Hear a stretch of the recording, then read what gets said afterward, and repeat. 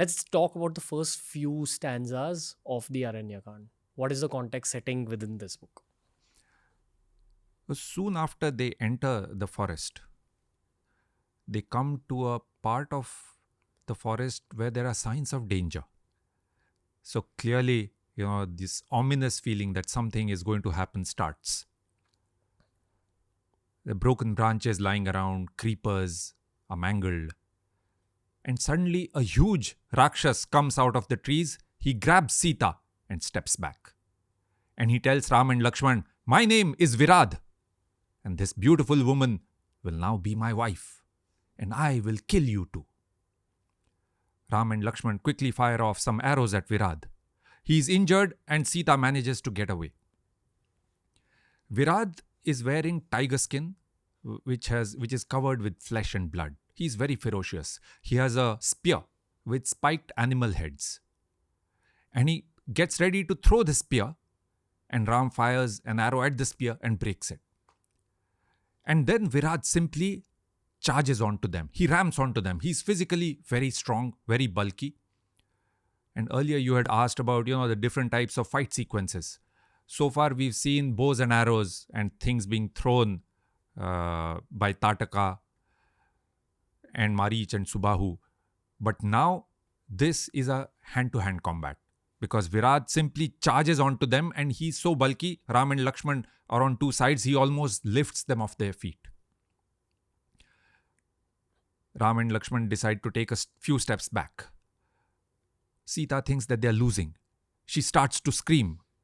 But it's a tactical few steps back. In a coordinated way, they turn around and break his shoulders.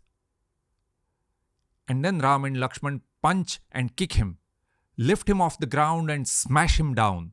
And they do this again and again till he's dead. In his dying moments, Viradha tells them that he was not always a Rakshas. He had been a Gandharva earlier. Remember, Tataka was born in a Yaksha family, became a Rakshasi. Viradha too was born a Gandharva, became a Rakshas. Clearly, Rakshasas were not a different race. Let's pause it a little bit here and break down the word Rakshasa. Also break down the word Gandharva, Yaksha a little bit. Yes, so these are different communities. Yaksha community was very wealthy.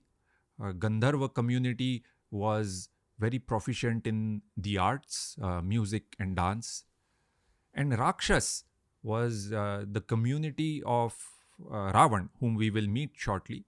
And at the time of the Ramayana, the Rakshasas were defined by their violence and brutality. I've had some Tantra-oriented episodes where we've spoken about Yaksh and Gandharvs. Uh-huh. And at least I've been told on those episodes that these are the names of higher beings. Like in other faiths, they believe in angels. Somewhat the equivalent of that. I just question that in the Treta Yuga, which is when the Ramayana happened, did the Yakshas and the Gandharvas occupy parts of earth as well? That's my kind of question. Yes, and I'm giving you the descriptions as they are in the Valmiki Ramayana and we have to understand them. So clearly here's a Rakshas who is telling us that he was earlier a Gandharva. Right? So they were a community occupying the land like other communities at that time. Okay. What do you feel about Rakshasas? Are they human beings? Yes. You think they're human beings? Yes. For example, the fact that other people become Rakshasas.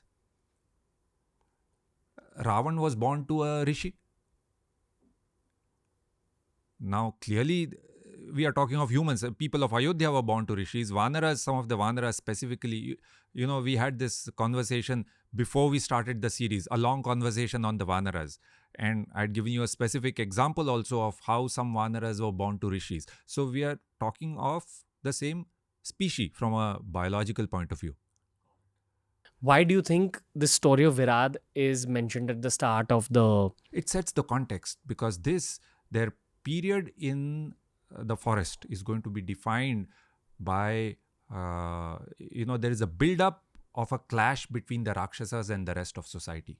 Gotcha. Okay.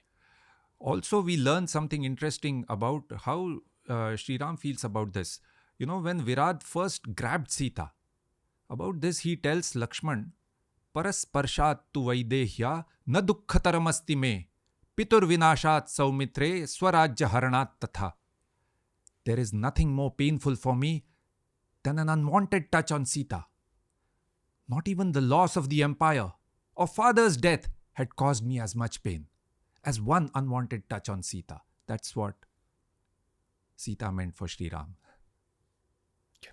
And I'm mentioning this because much later, we will talk about what Sita meant for him. We had this discussion earlier about Agni Pravesh, Agni Pariksha, etc. But for this series, that's yet to come. Okay.